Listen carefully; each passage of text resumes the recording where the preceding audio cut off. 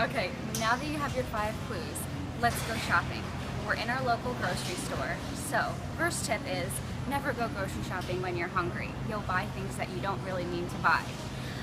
Second tip I can give you is we're gonna stick to the perimeter of the store. Always start there because that's where you're gonna find your whole foods, your one ingredient foods.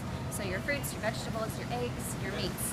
Once you start going down the aisles, you're gonna find your boxes, your bags, your cans, everything that's gonna be filled with what? Preservatives and harmful ingredients. So let's get started. Okay, so we just went down some of the aisles and we picked out some really common packaged items. So I want to show you guys some of the unhealthier options and then give you an alternative. So the first thing is cereal. A lot of us have cereal for breakfast, right? So this is a common cereal, and they kind of draw you in with the label good source of fiber and whole grain. Also says sweetened with apple and cinnamon. There's a bunch of different things down here to draw your eyes to less calories and less sugar. So it might appear like a healthier option, right? So we're gonna look at the ingredient label, and when you turn it over, you're going to see a very long ingredient list. There's a lot of sugars, a lot of oils, a lot of artificial flavoring and colors. And just so I can show you guys, well, you might not be able to see, but there's yellow 6, there's blue 1, there's red 40, and there's preservatives. So this is probably not the best way to start your day.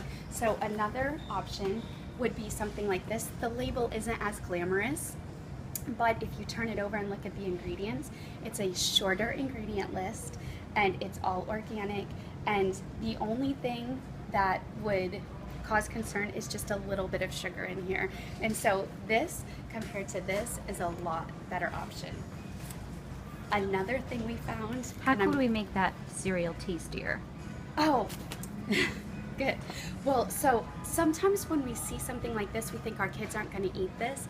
So if you need to spice it up for your children, get a little cool cinnamon shaker and let them sprinkle cinnamon on it and say it's fairy dust or something, or have them chop up some strawberries and be able to throw that in there. So you have to make it exciting for them maybe, and in the long run it's going to be healthier. Thanks. You're welcome.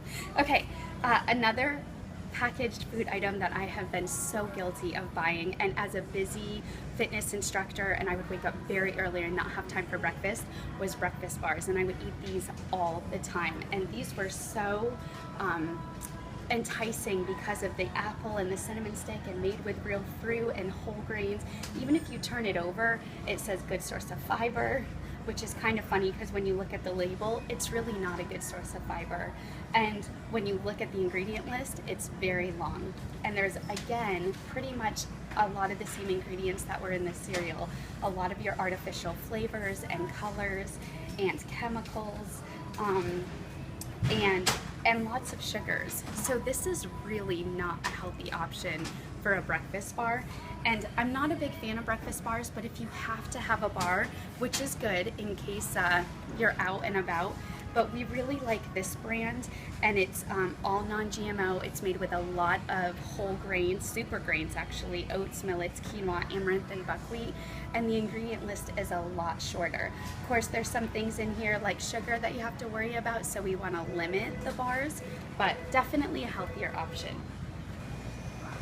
We're here in the pasta sauce aisle, and there are so many choices. But to make it easier on yourself, the main things you want to look for are added sugars and added oil. So I just picked 2. The only difference between them is that this one just has whole plum tomatoes, herbs, and some olive oil, whereas this one has sugar, soybean oil, calcium chloride, which is a firming aid.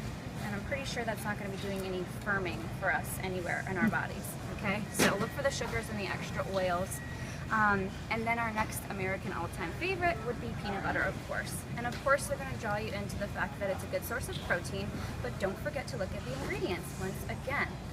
So the ingredients here, second ingredient here is sugar. Then you have fully hydrogenated vegetable oil, which is on our Dirty Dozen list, okay?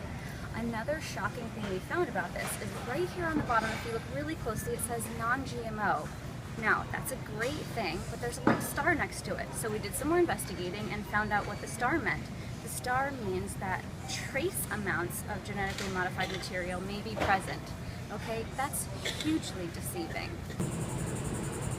We hope that this was both eye-opening and helpful. It's taken us a few grocery shopping trips to become professional nutrition detectives. But if we can, you can too. Just follow the 5 clues.